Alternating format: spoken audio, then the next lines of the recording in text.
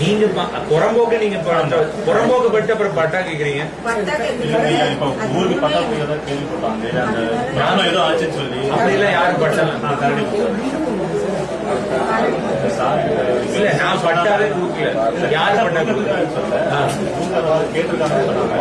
அந்த இடத்த நாங்க மறந்து சரி பட்டா கேட்டா கொடுத்துட்டு போறோம். அது எங்களுக்கு உங்களுக்கு எதுக்கு கொடுக்கணும்? ஏங்க ஊர்க்காரங்களுக்கு வீட்டுக்கு தான் பட்டா கொடுக்கும். யாரும் நிலத்துக்கு பட்டா கொடுக்கலாம். நீங்க செடி வச்சிருக்கீங்கன்னா உங்களை அதெல்லாம் எடுத்து அதெல்லாம் பண்ண முடியாது. பட்டி நீங்க தயவு செஞ்சு இதுக்கெல்லாம் வராது. நீங்க அனுபவிச்சிருக்கீங்க. நீங்க முதல்ல கவர்மெண்ட்டுக்கு வரி கட்டணும். எவ்வளவு லேண்ட் ஆக்ரமிட் பண்ணிருக்கீங்க?